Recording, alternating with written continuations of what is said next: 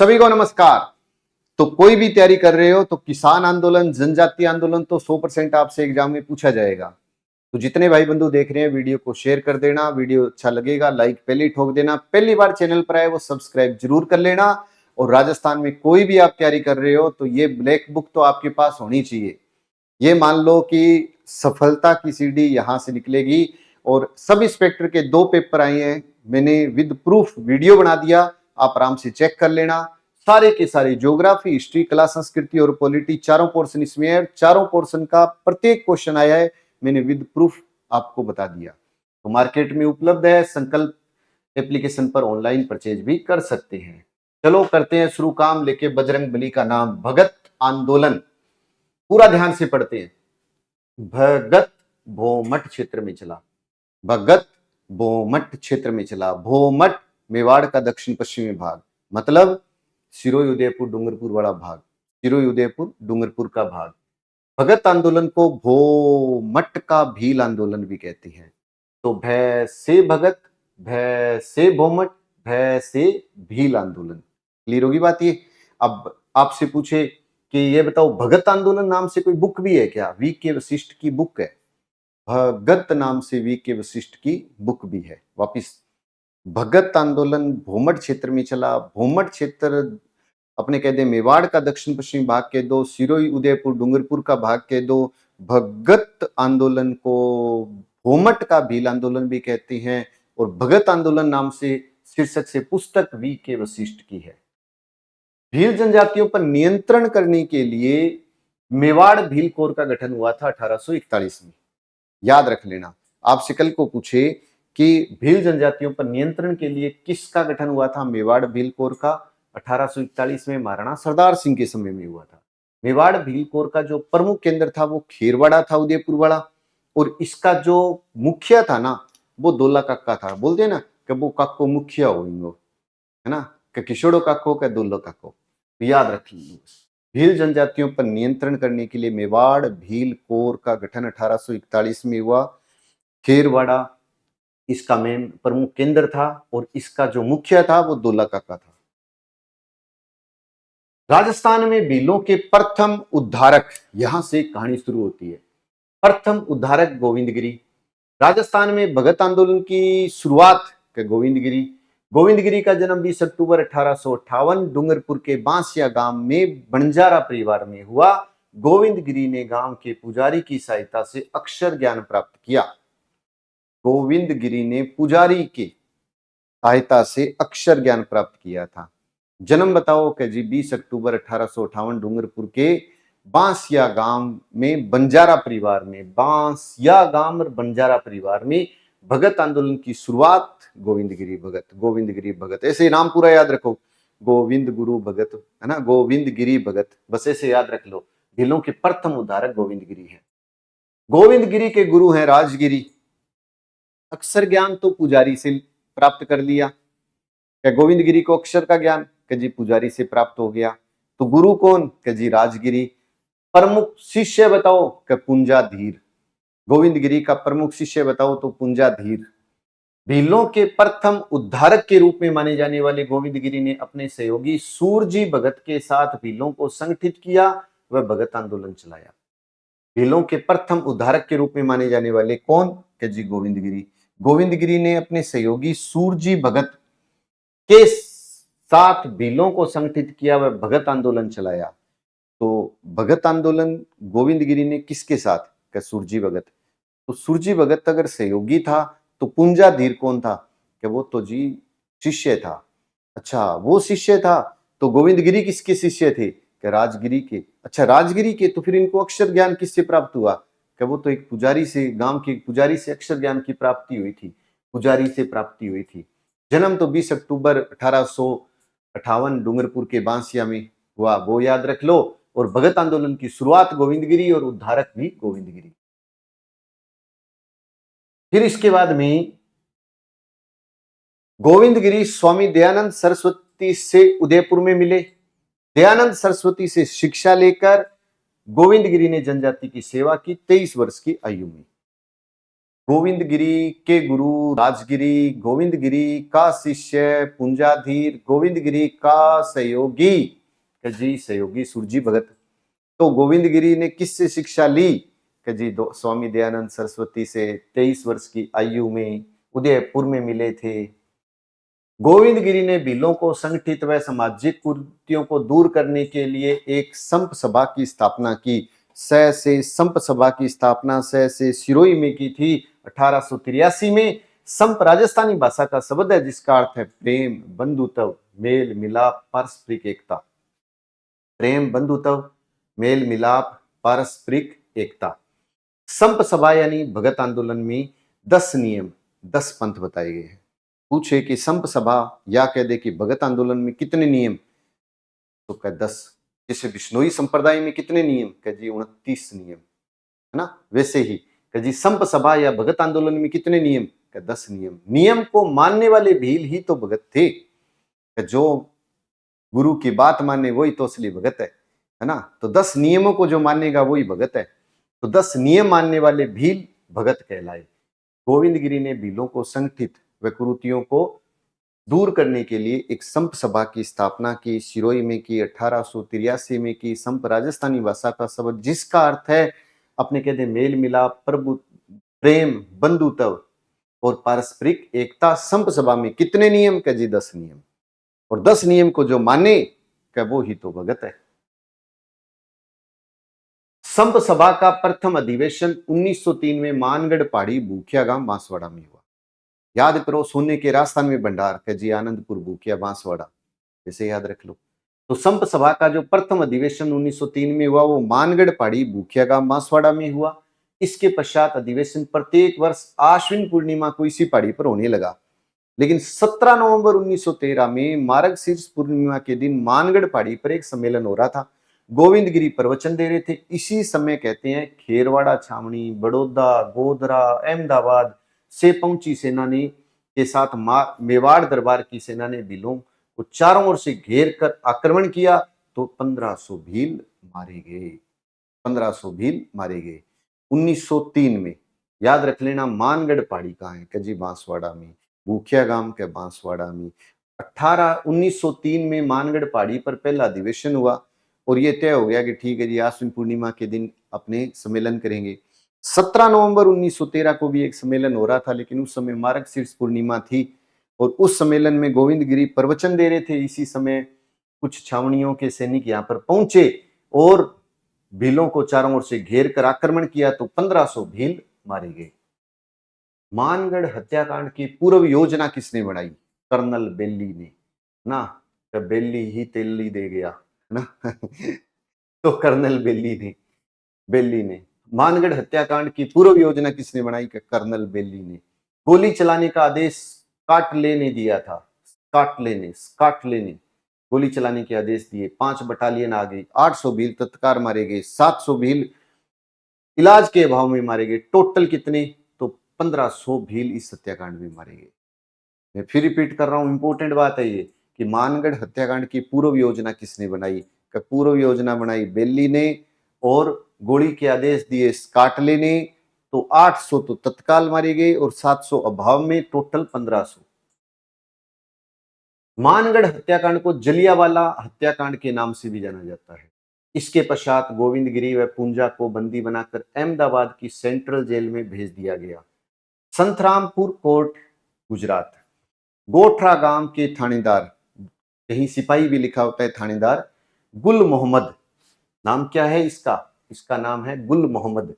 तो गुल मोहम्मद की हत्या के आरोप में गोविंदगिरी को फांसी की सजा दी गई। ध्यान रख लेना इस चीज की कि गुल मोहम्मद की हत्या के आरोप में गोविंदगिरी को फांसी की सजा सुनाई गई। फिर क्या हुआ, संतरामपुर की रानी ने सजा में परिवर्तन करके 20 साल कर दिया, फिर 10 साल कर दिया, है ना। और फिर अंग्रेजों की जर्मनी के साथ संधि हुई तो गोविंदगिरी को मुक्त कर दिया लगभग 7 वर्ष बाद में। और गोविंद गुजरात के उंकरेली गांव में कहते हैं हाड़ी के रूप में फिर यह आजीविका जीने लगे। गोविंदगिरी ने अपना अंतिम समय गुजरात के पंचमहल के कुंबोई गांव में व्यतीत किया था और गोविंदगिरी की धुनी बेड़सा गांव में है। गांव में धुनी स्थापित की व चौकीदार नियुक्त किए। सीधा क्वेश्चन आया हुआ है कि गोविंदगिरी ने की धुनी बताओ तो बेड़सा गांव, और गोविंद गिरी ने गांव गांव में धुनी स्थापित की और चौकीदार नियुक्त किए थे। तो ये कौन सा आंदोलन है कि साहब, ये तो भूमट आंदोलन है। भूमट यानी भगत आंदोलन है। मैं फिर रिपीट कर रहा हूं, पूरा ध्यान से सुनते चलना। भूमट आंदोलन, भूमट यानी भगत आंदोलन। भगत आंदोलन भूमठ क्षेत्र में, भूमठ क्षेत्र उदयपुर यानी मेवाड़ का दक्षिण पश्चिमी यानी सिरोही उदयपुर डूंगरपुर का क्षेत्र है।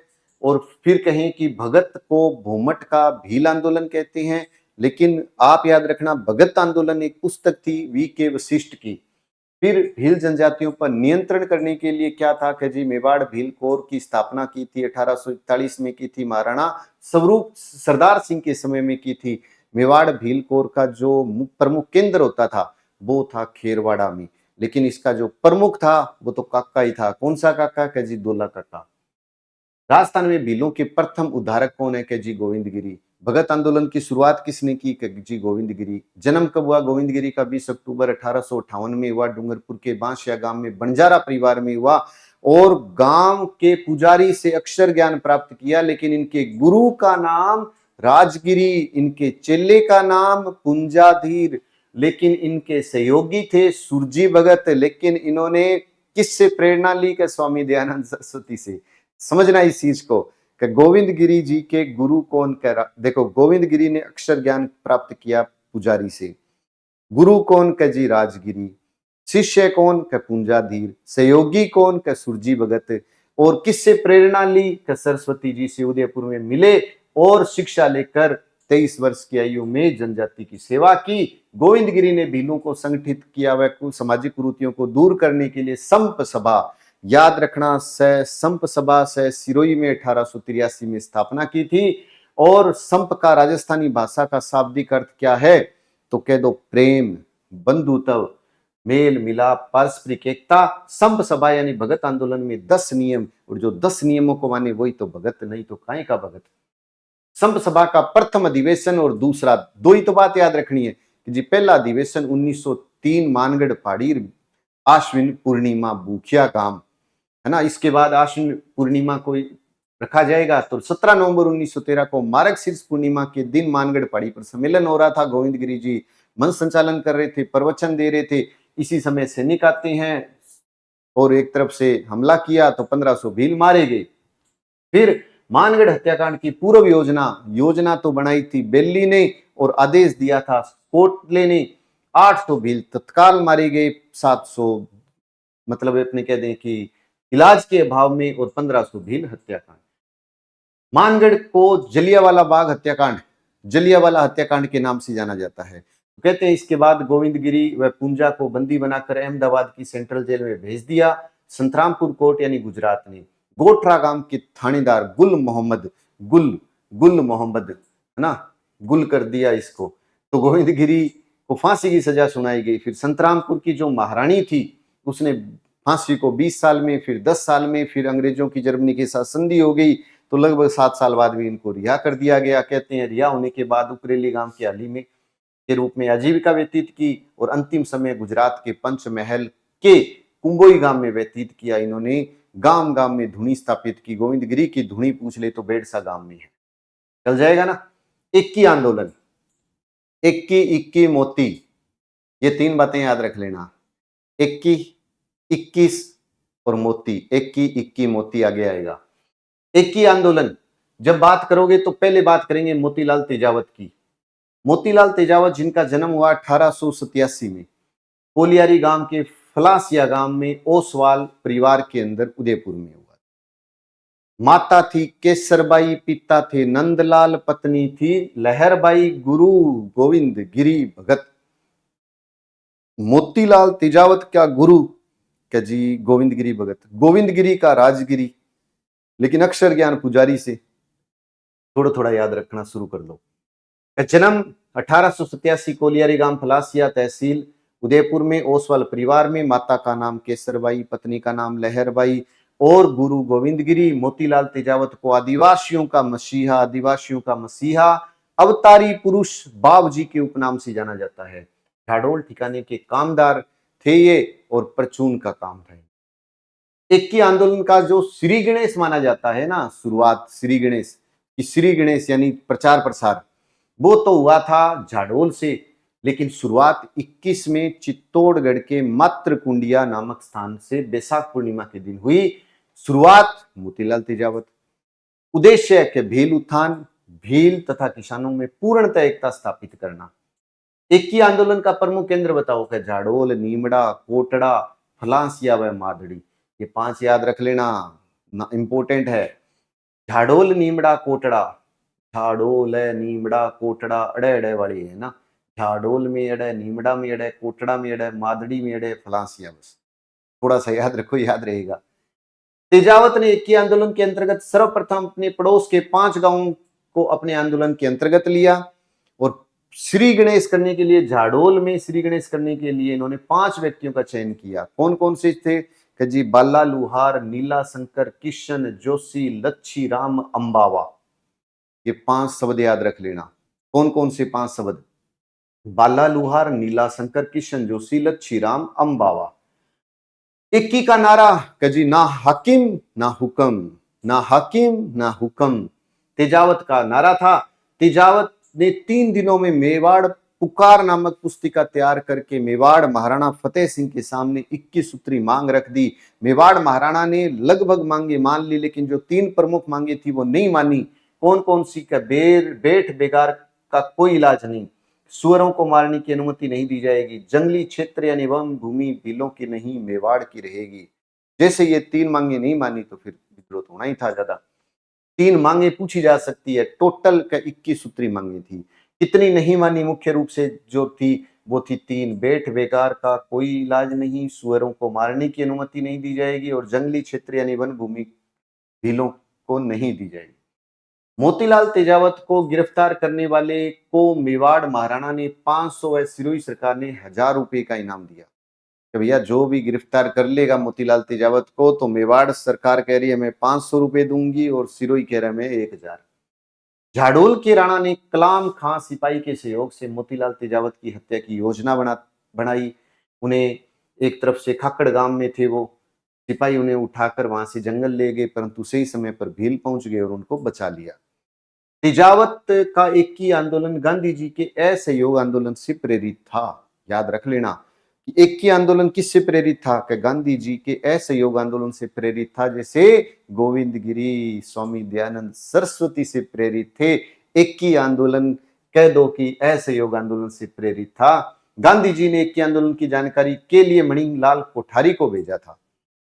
मोतीलाल तेजावत को जब गिरफ्तार करने वाले को मेवाड़ महाराणा ने 500 व सिरोही सरकार ने 1000 रुपए किए। अब उसके बाद में अपने बात करें कि मोतीलाल तेजावत को बिना किसी आरोप के मेवाड़ में 9 वर्ष तक जेल में रखा। इस समय गांधी जी के सहयोगी मणिलाल कोठारी ने मेवाड़ सरकार से मोतीलाल तेजावत को क्षमादान दिलवाने व उदयपुर से बाहर निकालने हेतु अथक प्रयास किए थे। एक तो ये याद रख लेना। और आगे चलते हैं। जो नीमड़ा हत्याकांड है, समझना इसको।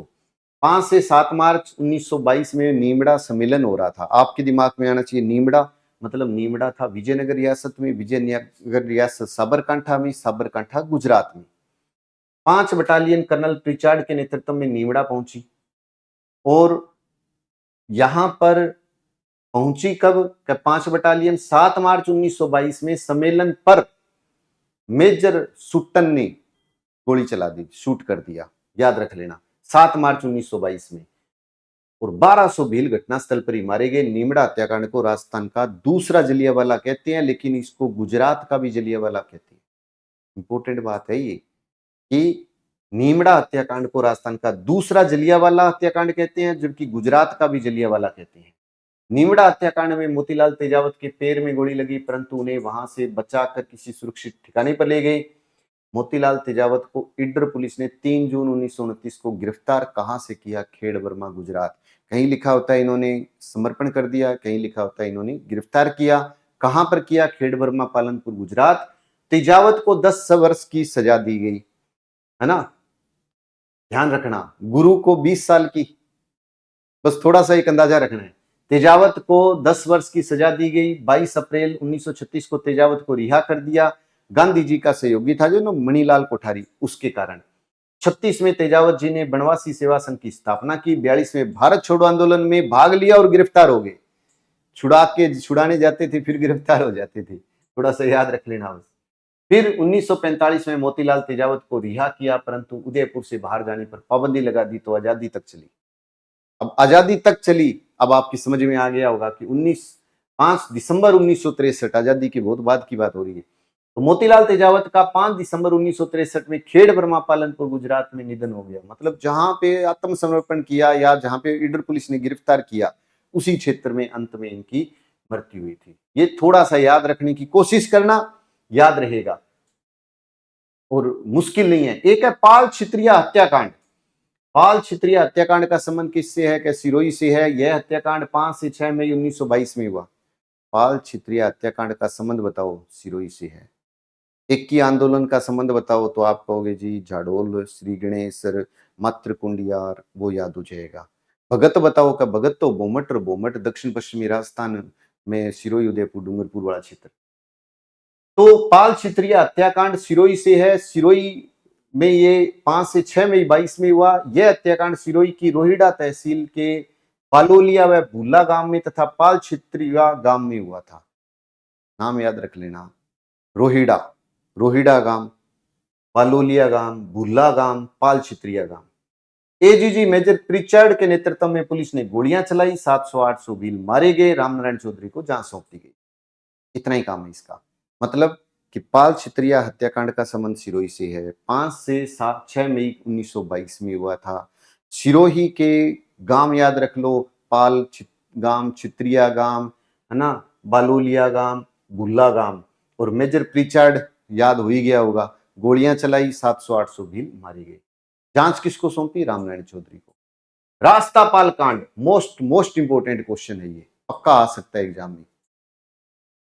रास्तापाल कांड घटना हुई 19 जून 1947। सबको याद है कि जी रास्तापाल पाठशाला थी डूंगरपुर की। रास्तापाल कांड कब हुआ? 19 जून 1947 में हुआ। डूंगरपुर के रास्तापाल गांव में हुआ। रास्तापाल पाठशाला का संचालन नाना भाई कर रहा था। वहां पे जो अध्यापक था वो सिंगा भाई था। पाठशाला को बंद करने का आदेश डूंगरपुर के महारावल लक्ष्मण सिंह ने दिया था। बंद न करने के कारण नाना भाई को पीटा गया, सिंगा भाई को घसीटा गया, कालीबाई ने रस्सी काटी, दोनों शहीद हो गए। कालीबाई 13 वर्ष की आयु में शहीद हुई, जिसका स्मारक गेब सागर झील, सुरसुरा गांव, डूंगरपुर में है। और कालीबाई साक्षरता के क्षेत्र में दिया जाने वाला सर्वश्रेष्ठ पुरस्कार है जो 2005 से शुरू हुआ। तो रास्तापाल कांड 19 जून 1947 डूंगरपुर के रास्तापाल गांव में रास्तापाल कांड हुआ। उस समय इसका जो संचालन था वो पाठशाला का संचालन कौन कर रहा था? क्या जी नाना भाई, और टीचर था सिंगा भाई, और अपने कह दें कि उस समय का शासक था डूंगरपुर का महारावल लक्ष्मण सिंह, जिसने आदेश दिया था। बंद न करने के कारण नाना भाई को पीटा गया, सिंगा भाई को घसीटा गया, कालीबाई शहीद हुई 13 वर्ष की आयु में, जिसका स्मारक गेब सागर झील, सुरसुरा गांव, डूंगरपुर। पुनावड़ा कांड डूंगरपुर के पुनावड़ा गांव में, डूंगरपुर के पुनावाड़ा गांव में मई 1947 में अंग्रेजों ने शिवराम भील की हत्या कर दी थी। अंग्रेजों ने शिवराम भील की हत्या कर दी। याद रह जाएगी बात ये। तो देखो, मैंने अपनी तरफ से एक थोड़ी सी कोशिश की आपके लिए, और आशा करता हूं कि आपको ये सीरीज बहुत अच्छी लग रही होगी। अगर अच्छी लग रही है तो अच्छे अच्छे कमेंट आपकी जरूर आनी चाहिए। संकल्प की ये जो ब्लैक बुक है, इसलिए बार बार बोल रहा हूं, एक किताब 100 किताबों के बराबर है। एक किताब को 10 बार पढ़ लो तो 100% सिलेक्शन होगा। 10 किताबें पढ़ने वालों का नहीं होता। तो जितने भाई बंधु देख रहे हैं, अपने ग्रुप में वीडियो को शेयर करना। और अगर आप हमारे साथ ऑनलाइन भी जुड़ना चाहें तो मोस्ट वेलकम है। हमारा first grade, second grade, REET, है ना, सीईटी, सब लाइव बैच भी चल रहे हैं, रिकॉर्डेड बैच भी है। जैसा आपको उचित लगे हमारे साथ आप जुड़ सकते हैं संकल्प कोचिंग गंगानगर एप्लीकेशन पर। जय हिंद, जय भारत।